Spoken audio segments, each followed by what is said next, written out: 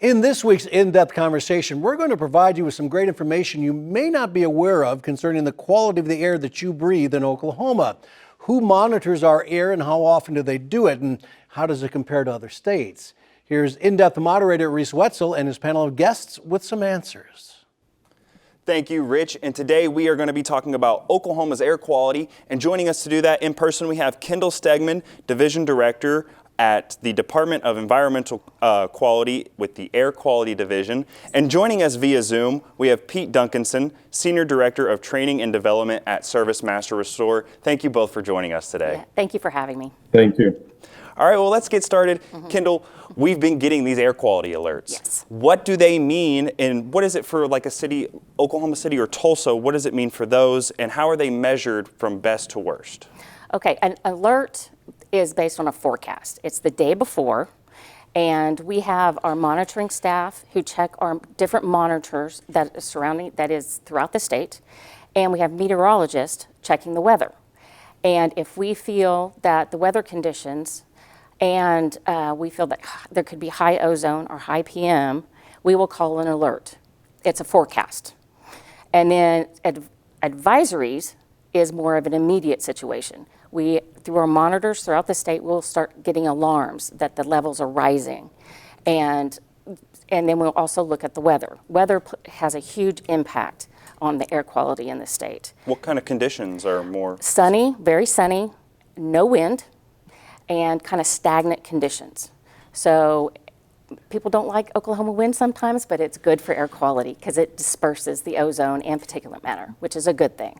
So I always kind of compare it to like tornadoes. Tornado watch is a forecast. It's not happening, but that's what an alert is. An advisory is like a tornado warning. It's on the ground, there's immediate concerns, you know, do what you need to do to take care of yourself and your family. Yeah, well, we'll get into some more strategies that can happen to do that. Pete, I want to turn to you here. We've seen a lot of wildfires up northeast, and we're approaching wildfire season here in Oklahoma. What happens if someone's home fills with that smoke and wildfires? How do they get that air out? How do they help, vent that air? Sure. Well, first and foremost, we always want to make sure people take a safe approach, that their health and their own personal safety is more important than any possessions.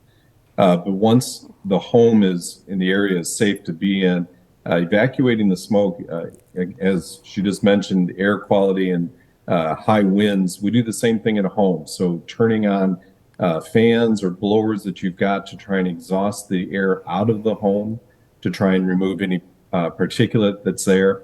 And actually changing your furnace filters will help because your furnace is circulating the internal air, much like your lungs do in your body. You need to change those filters constantly to get any particulate that's in the home out. And what about air purifiers? Do those help in this situation? They do have limited ability. You have to remember that air purifiers have a very short capture area, generally within a foot or 2 foot of the actual purifier.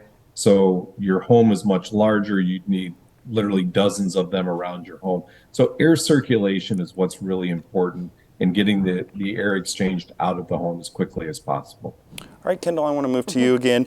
So we're looking at these wildfires in Canada, kind of having the smoke travel. Is any of that smoke making it to Oklahoma? And then let's look at the Oklahoma wildfires. Do they have that same impact that these are having up in the Northeast? We did have some impact, but it wasn't huge like we saw in the Northeast, which was, I've never seen anything like that before. It looked like a ghost town. It was. But no, we got some, but not a heavy impact. And most of the wildfires that we will have is vegetation, like red cedars. When it's hot, it's very dry, which we get in the later summer months, and you get some kind of trigger, we will start getting the wildfires. And that can affect our particulate matter. That's what you see, kind of the hazy, you'll see dirt or smoke in the air, and that would be particulate matter 2.5. It's a smaller particulate matter, and that can have an impact on our air quality. Yeah, and when you look at the red cedar, I know that there's been legislation moved to try and help mitigate those trees. Can that help with the air quality once those are kind of cleared out some? Yeah, I know this sounds kind of like an oxymoron, but prescribed fires are actually a good thing when it comes to wildfires. If they're done in a very controlled manner, then that will alleviate the red cedar and the vegetation that could be a fuel source for any kind of trigger.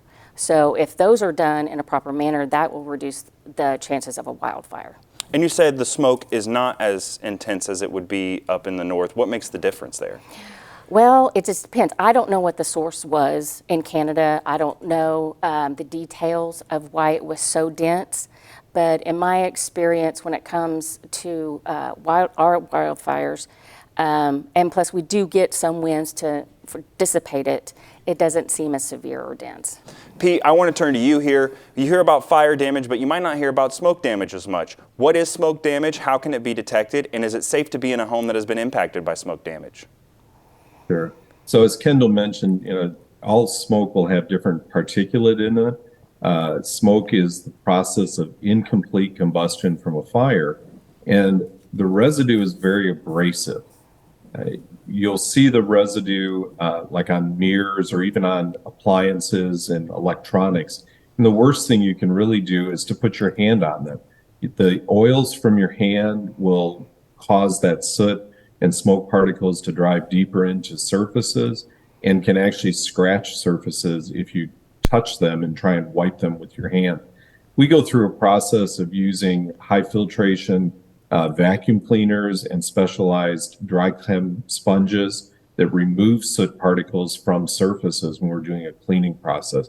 So anytime a homeowner experiences the blow-in from a wildfire, they have to be cautious of what they're touching and that they're not spreading it further in the process. Kendall, I want to go back to you here. What is ozone season? And how long is that season? What are the impacts of it?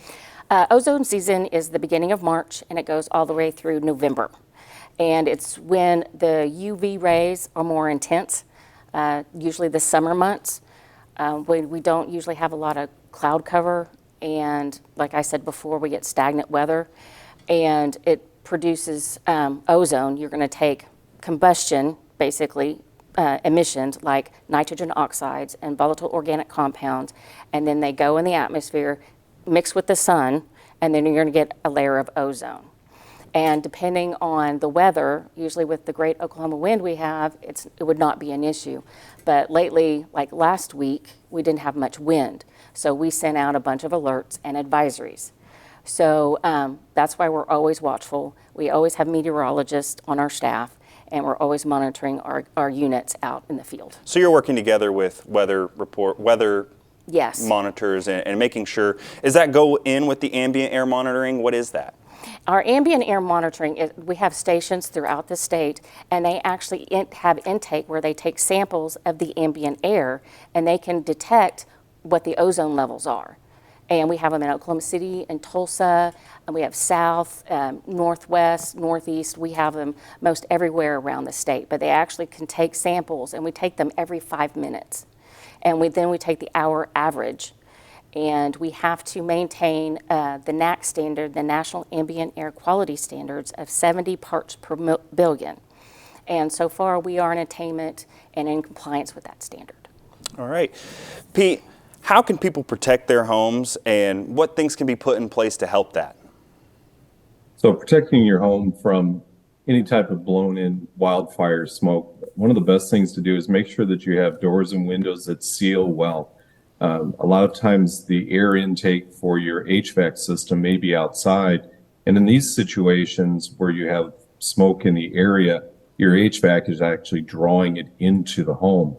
If that's the case, you need to add an extra layer of filtration, even something as simple as a cheesecloth on your filtration, the air intake side, to help filter it before it comes in. If you're worried about it inside your home, you can cover interior vents with cheesecloth, as well as changing your furnace filters often. Sealing windows, making sure that your doors are well sealed so that air is not coming in around the doors is going to be one of the biggest preventive measures you can do. Now you said, what was that, a cheese what? Cheesecloth. What does that do? It's a cloth that's used for a lot of different applications, but because of the way it's designed, it's a a tight weave that still allows air to come through it. So it acts as a filtration level. It's not like fabric would. It has more space in it, so it allows air to still come through. So it doesn't overload your HVAC, but it does filter and grab particulate as it's coming through. Well, you learn something new every day. I didn't know that there was a cheesecloth. All right, Kendall, we're going to talk here and compare Oklahoma City or Tulsa, really just Oklahoma in general, to other states. What is our air quality looking like compared to other states surrounding us? We have really good air quality compared to Texas, the Dallas, Fort Worth area, Houston, the Northeast, and the West Coast. We're very fortunate, and I think that's due to our weather, but also we do a lot of things in Oklahoma to reduce our emissions, and because our main mission is to protect the human health and the environment. And so what we call is attainment, and we have been in attainment for years, and we're really proud of that fact. And people come to the state and thinking, oh, your air quality is really nice. Because I met a couple actually from Lubbock, Texas, and they commented one of the reasons our daughter was coming to the University of Oklahoma was because our air was clean. Yeah. And I was like, I'm the Oklahoma director, air quality director. You just made my day. Yeah. And so people actually look at that, and we're proud of that fact that we do have clean air. Now, as Oklahoma City and Tulsa and the state grow, is there a worry that we could develop some of those conditions that the bigger cities might see? There's always that possibility, and we are experiencing some challenging events right now. But we're always on top of it. We're always looking. We're always trying to get ways to people help us reduce the possible impacts of ozone, and we're in preventative mode. And what groups might be impacted when ozone is high or there's an advisory? What would we call sensitive groups? People with respiratory issues, the elderly, the very young, and during our alerts or our advisories, we recommend that they stay indoors. Okay. Pete, what are some things that ServiceMaster provides to kind of help guide people in protecting their air and their air quality? So a lot of times we get called in after the effect, obviously, to do cleanup. And as I mentioned, we use high filtration vacuums. We have devices we call air scrubbers or air filtration devices. The homeowners can do the same thing in preparatory, and we'll work with homeowners and businesses to help them evaluate their homes and businesses for air leaks and to identify areas that they can help modify. Part of what you can also look at is where your vegetation is around your home. When wildfires start, you talked about controlled burns and making sure vegetation is in the right areas, but we do that around our homes too. We want to make sure the vegetation is away from the home, that if wildfires do erupt, our homes are not going to be impacted directly from the fire itself. So it's doing a lot of pre-work, maintenance outside your home so that you've got good airflow, air quality, and the ability that you don't have fuel sources near your home. Okay, and I kind of want to pose this question to both of you. Kendall, I'll start with you. When there's a high ozone, what are some important things that Oklahomans should not do in those situations? They need to reduce their use of combustion devices, limit their trips in their car, don't fill up their gas tank, don't mow. What I start telling my air quality staff is work from home that day. There's a lot of things that can be, or you can take the bus. Try to use a multiple person vehicle and not a one person vehicle. It's just trying to reduce those combustion emissions so it doesn't affect the air quality. Yeah, and Pete, if you would like to respond to that as well. Yeah, she covered most of the main ones, but some of the ancillary ones that we don't always think about is even how we cook. Because we've decided to be at home that day, that's not a good day to barbecue and to use the smoker outside. I love to barbecue, so that's some news right there. Hard to say, we like our brisket, but it's hard. You have to think about everything that is a combustion source and reducing those and maintaining good quality. So it's really just about examining your day-to-day and making sure you're doing things to promote healthy environments. Yes, you can always wait till tomorrow to do whatever you needed to do today.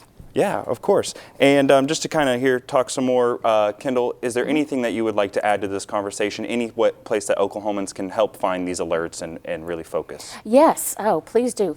Go to our website and you will see where you can sign up for our alerts and our advisories. And you will get them by text or you can get them by email. So that is a good resource to have. And we've had a lot of advisories here recently. Are you expecting more? We're hitting triple-digit temperatures next week. Are you expecting to see more climbing? I am sure. As long as we have a lot of sunlight, it's not necessarily heat, it's more sunlight. Because last week we had 80-degree temperature and we still had ozone issues. So it's more sunlight and direct UV. If you have a high UV rating, you're going to have some ozone issues and no wind. Some ozone issues and some skin burn issues if you're Yes, me. yes. All right, well, that's unfortunately all the time we have. I want to thank you both. We have Kendall Stegman joining us in person, Division Director, Department of Environmental Quality, the Air Quality Division. And joining us via Zoom, we have Pete Duncanson, Senior Director of Training and Development at Service Master Restore. Thank you both for your time. Thank you so much. Thank you.